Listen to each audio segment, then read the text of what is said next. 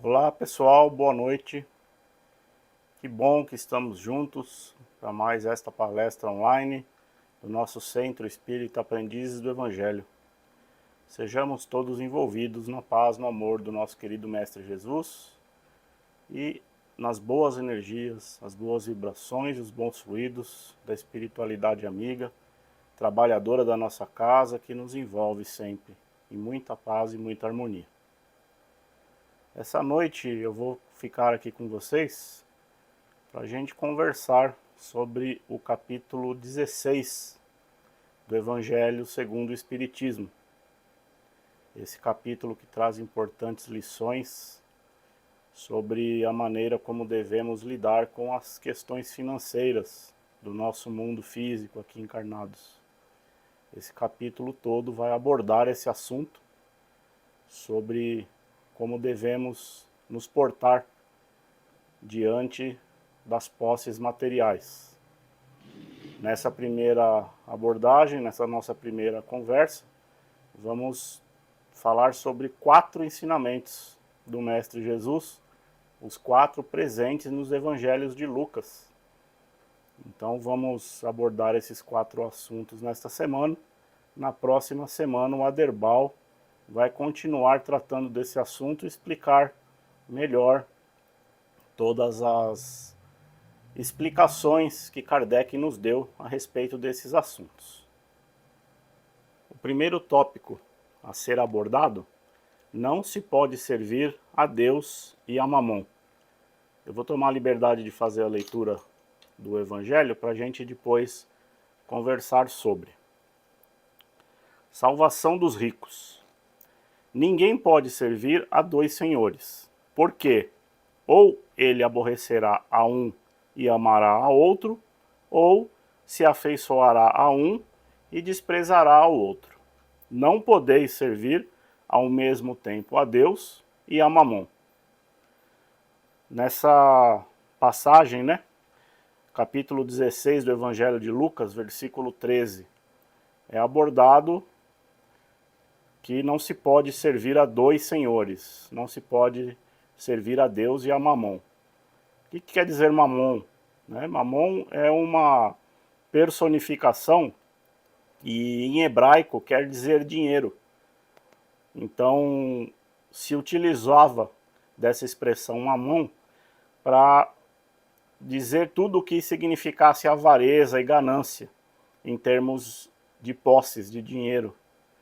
Então, quando Jesus nos diz que não se pode servir a Deus e a Mamon, o que ele quer dizer é que Deus é a parte espiritual e Mamon é a parte material. Ou a gente se dedica a Deus, a parte espiritual, ou a gente se dedica a Mamon, a parte da ganância, do dinheiro, a parte material do nosso mundo. Então, quando ele diz que nós não podemos servir a 2 deuses, a 2 senhores, ele quer nos dizer isso. A opção de Deus, se optarmos por Deus, abrirmos mão da parte material. Quem se apega a Mamon, a parte material, também abre mão de Deus. Na continuação da lição aqui, item 2. Então um jovem se aproximou de Jesus e disse: Bom mestre, o que é preciso fazer para alcançar a vida eterna? Jesus lhe respondeu: Por que me chamais de bom? Só Deus é bom. Se quereis entrar na vida, guardai os mandamentos. E o jovem lhe perguntou: Que mandamentos? Jesus então lhe respondeu: Não matareis, não cometereis adultério, não roubareis, não direis falso testemunho. Honrai vosso pai e vossa mãe, e amai ao vosso próximo como a vós mesmos. O jovem então respondeu: Guardei todos esses mandamentos desde minha juventude. O que ainda me falta? Jesus lhe disse: Se quiserdes ser perfeito, ide, vendei o que tendes e dai-o aos pobres, e tereis um tesouro no céu. Depois, vinde e segui-me.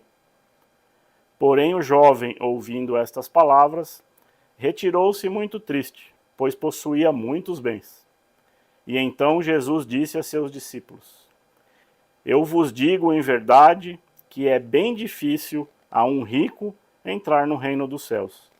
Ainda vos digo mais: é mais fácil um camelo passar pelo buraco de uma agulha do que um rico entrar no reino dos céus. Lucas capítulo 18, versículos de 18 a 25, e também no Evangelho de Marcos capítulo 10 e no Evangelho de Mateus capítulo 19.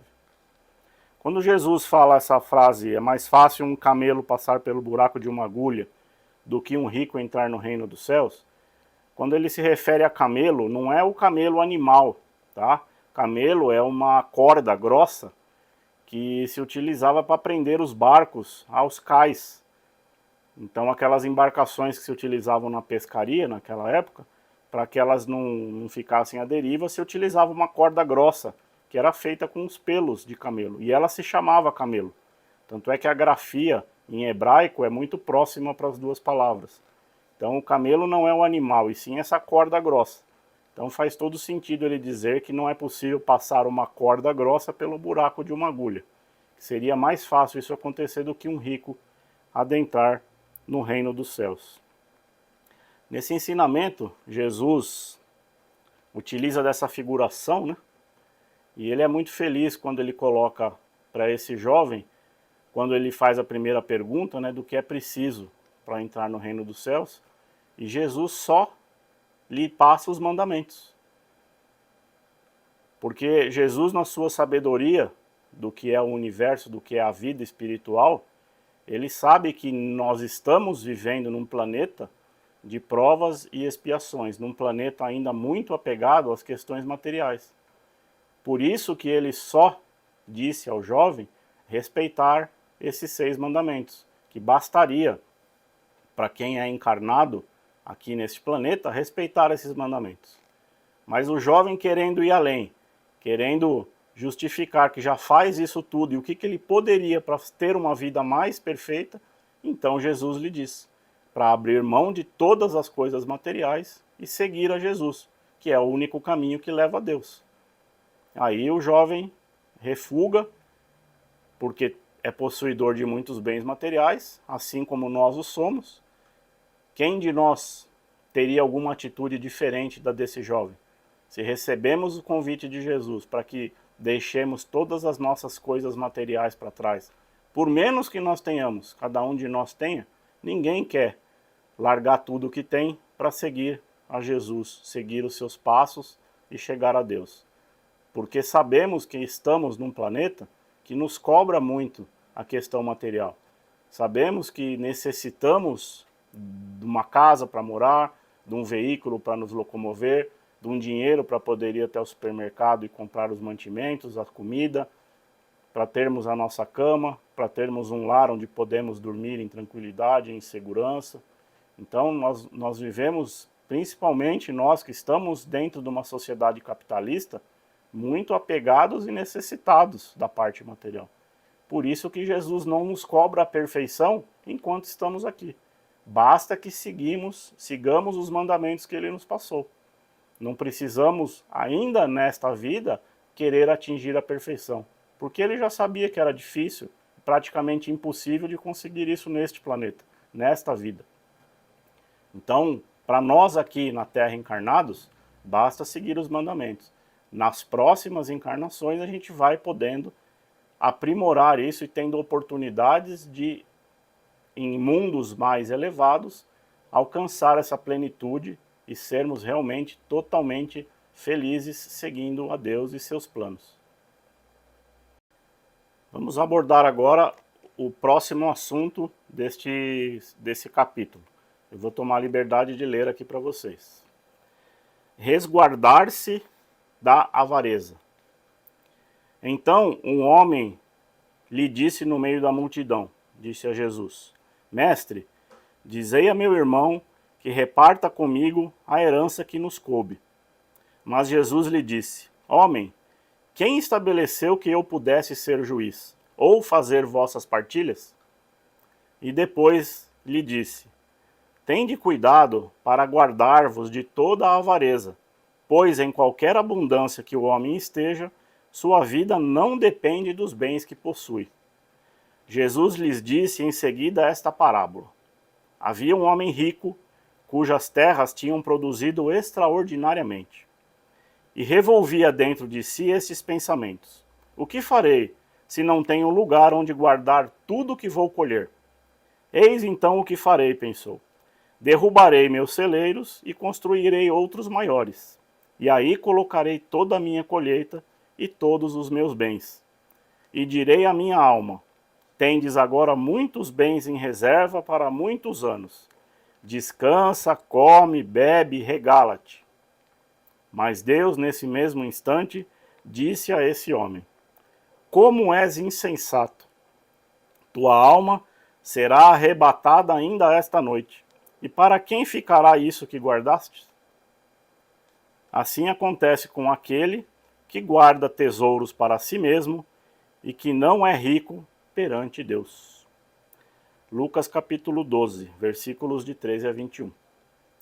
Então, nesse ensinamento, através dessa parábola, dessa historinha, Jesus nos ensinou que precisamos ter a parte material, porém, que ela seja somente o suficiente para que nós possamos sobreviver, para que nós possamos ter uma vida digna. Que tudo que for excesso não é bom, não é pertinente a nós. Na aula passada da Márcia, na palestra passada, falamos sobre o quê? Caridade, não é? Fora da caridade não há salvação. Então, no caso deste agricultor que conseguiu colher mais do que precisava para o seu próprio sustento, o que seria correto que se fizesse com a sobra, com o excedente da produção? Caridade. Tanta gente necessitada, precisando de comida, muitos passando necessidade, né? Então, quem tem condições, como este agricultor tinha, e ter sobras e ter excessos, que reparta com aqueles que não tenham. Entra aqui as lições de caridade, de benfeitoria, de distribuir o que nós temos em excesso, o que nós conseguimos. Lógico que com o nosso esforço, ninguém está tirando o mérito desse agricultor que conseguiu grandes produções, porque plantou, porque teve o trabalho de colher, de arar o campo, né? Ninguém está tirando o mérito. Mas para que você vai querer guardar além daquilo que você precisa, sem mesmo sequer saber se você vai poder usufruir disso?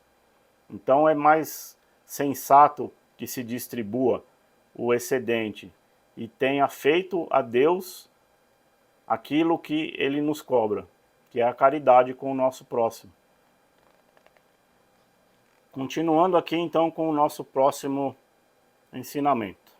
Lucas capítulo 19, versículos de 1 a 10, Jesus na casa de Zaqueu. E tendo Jesus entrado em Jericó, atravessou a cidade. Havia lá um homem chamado Zaqueu, chefe dos publicanos e bastante rico. E querendo encontrar Jesus para conhecê-lo, não o podia, devido à multidão, porque era de estatura baixa. Foi por isso que correu adiante e subiu numa grande árvore para vê-lo, pois ele devia passar por lá. E tendo Jesus chegado a esse lugar, levantou os olhos para o alto, e tendo-o visto, disse-lhe, Zaqueu, descei depressa, pois preciso ficar hoje em vossa casa. Zaqueu desceu depressa e recebeu-o com muita alegria. Todos viram isso e disseram murmurando, ele foi hospedar-se na casa de um homem de má vida. Entretanto, Zaqueu, apresentando-se diante do Senhor, lhe disse, Senhor, dou a metade de meus bens aos pobres. E se fiz o mal a quem quer que seja, pago-lhe 4 vezes mais. Sobre o que Jesus lhe disse, esta casa recebeu hoje a salvação, pois este homem é filho de Abraão. Pois o Filho do Homem veio para procurar e salvar o que estava perdido. Tem uma uma musiquinha bastante popular, né? Um hino evangélico, até mesmo nas reuniões espíritas e católicas.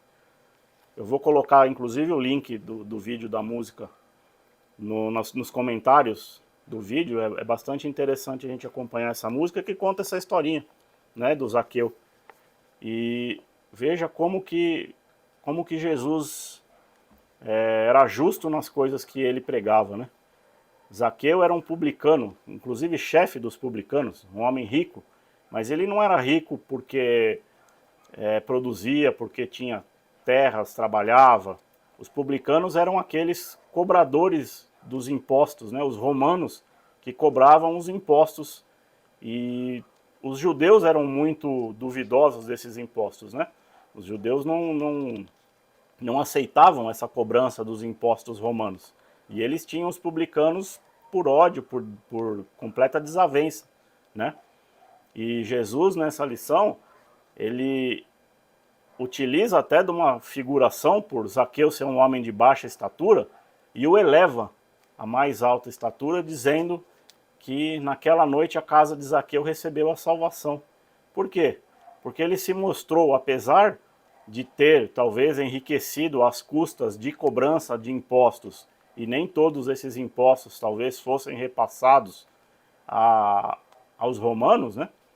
Acabou enriquecendo em virtude disso, mas se mostrou humilde, dizendo que repartia com os pobres parte do que ele possuía, e inclusive se ele fosse ciente de que tivesse feito mal a alguém, lhe pagava 4 vezes o valor. Então Jesus vê muito mais atitude num publicano que se mostra humilde do que muitas vezes num fariseu que se postava nas igrejas, nos palácios e colocava, né, para si próprio, se exaltando, se glorificando por não ter defeitos. E na posição de Jesus, de justo e de amoroso, para ele valia muito mais um publicano que pedia perdão pelos erros que cometia do que um fariseu que exaltava as suas qualidades, os seus dons por ser um homem da lei. E agora, continuando nessa nossa última leitura, também do Evangelho de Lucas, capítulo 16, versículos de 19 a 31, a parábola do mal rico. Havia um homem rico que se vestia de púrpura e linho, e que se cuidava magnificamente todos os dias. Havia também um mendigo chamado Lázaro, deitado à sua porta, todo coberto de chagas, que desejava saciar-se das migalhas que caíam da mesa do rico. Mas ninguém lhe dava nada, e os cães vinham lamber-lhe as chagas. Aconteceu que esse mendigo morreu, e foi levado pelos anjos ao seio de Abraão. O rico também morreu, e foi sepultado no inferno. E quando estava nos tormentos, levou os olhos ao alto, e viu de longe Abraão e Lázaro em seu seio. E gritando, disse essas palavras: Meu pai, tende piedade de mim, e enviai-me Lázaro, a fim de que ele molhe a ponta do seu dedo na água para refrescar minha língua, pois sofro extremos tormentos nestas chamas. Mas Abraão lhe respondeu: Meu filho, lembrai-vos de que recebestes vossos bens em vida, e que Lázaro somente recebeu males. Por isso está agora na consolação e vós nos tormentos.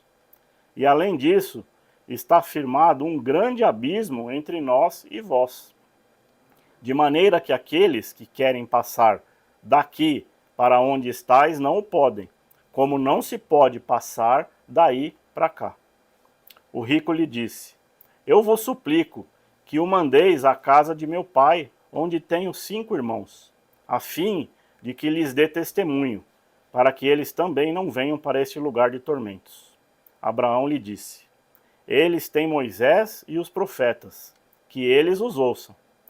Mas o rico respondeu: Meu pai, se algum dos mortos for reencontrá-los, farão penitência. Abraão lhe respondeu: Se eles não ouvem nem a Moisés e nem aos profetas, não acreditarão em mais nada, ainda que algum dos mortos ressuscite. Essa parábola, primeiro a gente precisa recordar, né? Por que Jesus fala que eles foram pousar no seio de Abraão e não no seio de Deus, né? Para os judeus, naquela época, Abraão era tido como um grande pai, como o patriarca do judaísmo, né? Abraão foi quem conduziu a sua família, uma grande família naquela época, saindo das terras inférteis onde vivia e caminhando para Canaã, onde eles se fixaram, e ele, a partir dali, começou a grande família do judaísmo, uma nação que se tornou depois, né? Então Abraão era tido realmente como o guardião do Torá, né, que era o evangelho dos judeus, e Abraão, naquela época, era visto como o grande pai daquela nação. Por isso que Jesus utiliza Abraão como exemplo, para descrever nesta parábola a figura do grande pai, que tomou Lázaro em seus braços e saciou Lázaro, curando suas chagas já no mundo espiritual. Fica bastante nítido aqui nessa passagem, Jesus nos explicando de uma maneira bastante simples, né, para aquela época, mas hoje, depois das lições aí de André Luiz, através das psicografias de Chico Xavier, né, a gente entender as divisões que existem entre os espíritos e as categorias de mundos também, né? Um desencarna e vai para o que ele chama de inferno, que é realmente uma área de tormentos, porque era um homem avaro que vivia aqui na Terra com as suas posses e nunca dividiu o que tinha, nem com o mendigo que habitava à porta da sua casa, esperando pelas migalhas do que sobrava à sua mesa, e também que existe um mundo superior, onde somos abraçados pela espiritualidade superior, principalmente aqueles que viveram em condições menos favoráveis aqui na Terra, e não por isso menos digno, que pelo que aparenta aqui na história, Lázaro se conformava com aquela situação e esperava pelas migalhas que vinham da mesa do rico. Ele não blasfemava, ele não se revoltava contra aquela situação. Então, na bênção da espiritualidade, ele é acolhido, né? Enquanto aquele rico que não conseguiu partilhar tudo o que teve aqui na Terra, acaba ardendo nas chamas do que ele chama inferno, né? Que nada mais é do que uma área de tormentos, que a pessoa, quando desencarna e não cumpre os desígnios de Deus, que são somente aqueles mandamentos da primeira historinha que ele contou, né? Não, ele não pede mais nada para a gente. Ele não nos pede a perfeição enquanto estamos aqui na Terra. Somente que cumpramos os mandamentos. Somente que tenhamos caridade. Ter a caridade, pelos ensinamentos aqui, e não precisa necessariamente doarmos aquilo que nós temos para nós, mas sim partilharmos o pouco que nós temos e aquilo que sobra. O que foi excesso para nós, o que não vai acrescentar em nada na nossa existência, na nossa caminhada, né, que a gente tenha condições de realmente partilhar com aqueles que mais necessitam, principalmente com aqueles que estão ao nosso lado. No caso aqui, o Lázaro vivia à porta do rico. Quantos não passam na nossa porta? Quantos familiares não estão do nosso lado necessitando de alguma coisa e a gente sequer tem olhar ou condição sequer de perguntar o que aquela pessoa está precisando, né? Então, essa lição desses quatro parábolas descritas nos evangelhos de Lucas, fica muito claro que Jesus não pede nada além daquilo que nós somos capazes de entregar enquanto estamos encarnados aqui na Terra. A perfeição, ele não nos pediu aqui. Aquele jovem que pergunta para ele o que mais ele pode fazer, Jesus explica. Mas ele não pede que façamos isso aqui na Terra, porque ele sabe que estamos ainda num planeta de provas e expiações e um planeta extremamente material. Então, deixemos isso para uma próxima encarnação. Mas ele nos orienta com relação ao que temos que fazer. Em todas essas passagens fica muito claro isso. não cultivar nenhum tipo de avareza, de excesso de materialismo, somente aquilo que nos é necessário para vivermos, para termos condições de entrarmos com dignidade, né, nas nossas casas, nos nossos trabalhos, numa vestimenta, uma roupa, né, mas sem excessos, sem nenhum tipo de ostentação, nenhum tipo de achar que a gente precisa guardar alguma coisa para o amanhã, para que tenhamos abundância no amanhã, porque pelos ensinamentos dele, qualquer hora isso pode nos ser tirado. Não adianta nada a gente querer fazer grandes economias, grandes poupanças, e a gente não sabe se amanhã vai estar aqui para usufruir de tudo isso que foi feito. É claro que a gente quer um pouquinho de segurança, mas pelos ensinamentos do Cristo, partilhar o que sobra, aos olhos de Deus, é muito mais valioso do que aquilo que a gente pode guardar para nós mesmos. Então que possamos, com essas parábolas, com esses ensinamentos de Jesus, colocar nos nossos corações, nas nossas mentes, que a melhor caridade é aquela que fazemos por nós mesmos, partilhando aquilo que temos em sobra e aprendendo a amar a Deus, seguir os ensinamentos que Jesus nos deu, porque com certeza para os olhos de Deus, caridade é muito mais válida do que qualquer bem material que a gente possa adquirir aqui na Terra enquanto estamos encarnados. Então na próxima semana, o Aderbal vai continuar aí tratando do capítulo 16 e trazendo as explicações que Kardec nos deixou no Evangelho segundo o Espiritismo. Agradeço a participação de todos, a atenção de todos, e agora vamos para as nossas vibrações, agradecendo mais uma vez pela oportunidade do aprendizado, porque este que vos transmite essas palavras foi o primeiro a aprender com as leituras, com a busca pelas palavras, agradecendo a espiritualidade amiga também que nos orienta, que possibilitou que estivéssemos juntos, e vamos sintonizando neste momento com esses amigos espirituais, com esses benfeitores da nossa Casa Espírita Aprendizes do Evangelho. Vamos sintonizando muita paz, muito amor, muita harmonia. Vamos solicitando que a equipe médica, trabalhadora da nossa casa, visite aqueles nossos irmãos, nossos parentes, nossos conhecidos, amigos, vizinhos, colegas de trabalho, a quem agora elevamos o nosso pensamento, para que essa equipe vá em atendimento a esses irmãos necessitados, aqueles que têm as suas famílias em desarmonia, aqueles que estão passando por momentos difíceis, de eventualmente um desemprego, uma desarmonia familiar, que possamos vibrar por esses irmãos, que recebam neste momento muita paz, muita harmonia em seus lares, e que possamos também elevar os nossos pensamentos a todos os dirigentes deste país, dos nossos governantes estaduais, municipais, federais, aqueles que cuidam da segurança do nosso bairro, para que esses irmãos também recebam muita luz, muita iluminação para continuarem a sua tarefa.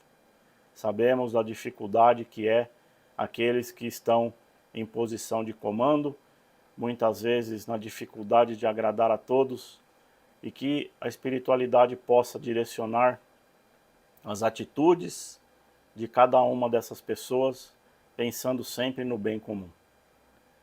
Possamos vibrar pela nossa casa, pelo nosso centro Aprendizes do Evangelho, todos os frequentadores, trabalhadores, amigos e irmãos, unidos nesses bons preceitos, nesses bons ensinamentos, que a nossa casa sempre distribui a todos. Deixamos aberto o convite àqueles que quiserem iniciar os estudos, A nossa casa está com as inscrições abertas para o curso de orientação e educação mediúnica e também para a evangelização infanto-juvenil. No Facebook temos os links para as inscrições também. Muito obrigado a todos, que Deus nos ilumine, e com a oração que Jesus nos ensinou, encerraremos a palestra dessa noite. Pai nosso que estais no céu, santificado seja o vosso nome. Venha a nós o vosso reino, seja feita a vossa vontade, assim na terra como no céu. O pão nosso de cada dia nos dai hoje. Perdoai as nossas ofensas, assim como procuramos perdoar aqueles que nos têm ofendido. E não nos permita cair ante as tentações. Livrai-nos, Pai, de todos os males. Pois teu é o reino, o poder e há de ser a glória para todos sempre. Que assim seja. Uma ótima semana a todos, fiquem em paz, obrigado pela atenção, espero ter ajudado a compreensão dessa passagem do nosso Evangelho. Boa noite a todos.